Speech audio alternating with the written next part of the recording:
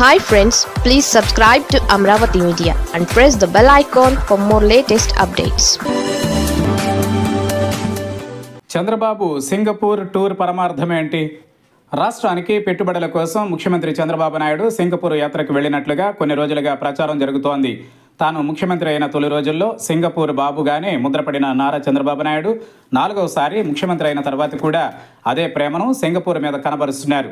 అమరావతి నిర్మాణంలో కూడా సింగపూర్ను మళ్లీ భాగస్వామ్యం చేయడానికి గతంలోనూ పర్యటనలు నిర్వహించారు. ఈసారి పెట్టుబడుల కోసం ప్రత్యేకంగా వెళ్లినట్లుగా ప్రచారం జరిగింది. దానికి తగ్గట్టుగానే అక్కడ పారిశ్రామికవేత్తలతో సమావేశం అవుతున్నట్టుగా కూడా వార్తలు వచ్చాయి. సింగపూర్లో సిఐఐ భాగస్వామ్య సదస్సులో కూడా ఆయన పాల్గొన్నారు. బిజినెస్ రోడ్ షోలో ప్రసంగించారు. స్పీడ్ ఆఫ్ డూయింగ్ బిజినెస్ విధానంలో అనుమతులు ఇస్తామని ప్రకటించారు. అయితే ఈ సుదీర్ఘమైన సింగపూర్ పర్యటనలో కుదిరిన ఒప్పందాలు ఎన్ని? కొందరు మంత్రుల్ని కూడా వెంటబెట్టుకుని స్వయంగా ముఖ్యమంత్రి సింగపూర్ వెళ్లడం ద్వారా సాధించింది ఏంటి అనేది మాత్రం లెక్క తెలియడం లేదు. పైగా ఒక్కో పారిశ్రామికవేత్త ఒక్కో ప్రతిపాదనతో రండి అని చంద్రబాబు అక్కడి వారిని ఆహ్వానించారు. ఇంతకు ఆయన ఆహ్వానించింది నవంబర్ 12, 13 తేదీలలో విశాఖలో జరిగే భాగస్వామ్య సదస్సుకు రావాలని మాత్రమే. అందుకే ఇప్పుడు ప్రజలకు కొత్త అనుమానం కలుగుతోంది.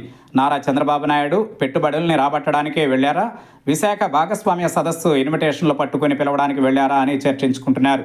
సాధారణంగా ముఖ్యమంత్రి స్థాయి వ్యక్తి పెట్టుబడుల కోసం విదేశాలకు ప్రత్యేక విమానంలో యాత్ర చేస్తున్నారంటే ప్రజల అంచనాలు చాలా భారీగానే ఉంటాయి. ముఖ్యమంత్రి రిటర్న్ జర్నీ పెట్టుకునే సమయానికి ఆయన వెంట పారిశ్రామికవేత్తలు కూడా డబ్బు సంచులతో రాష్ట్రానికి వచ్చి ఇక్కడ పెట్టుబడులు పెట్టేస్తారని ప్రజలు ఆశిస్తే తప్పులేదు.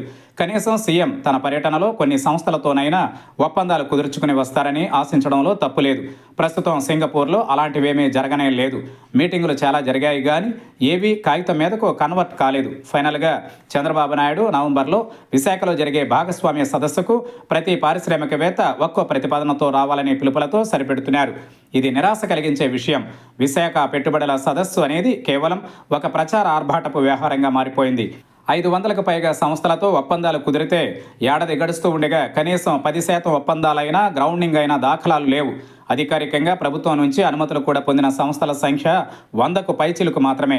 దాదాపు 400 ఒప్పందాలు ఉత్తుత్తివేనా అనే అనుమానం ప్రజలలో కలుగుతూ ఉండగా ఇప్పుడు మరోసారి ఇలాంటి సదస్సుకు రంగం సిద్ధమవుతోంది. చంద్రబాబు నాయుడు సింగపూర్ దాకా వెళ్లి ఆ సదస్సుకు రావాలనే ఆహ్వానాలు మాత్రం దాఖలు పరుచుకుని తిరిగి వస్తున్నారు. ఇవన్నీ పారిశ్రామిక పురోగతి పరంగా రాష్ట్రానికి శుభ పరిణామాలేనా అనే అనుమానం ప్రజలకు కలుగుతోంది.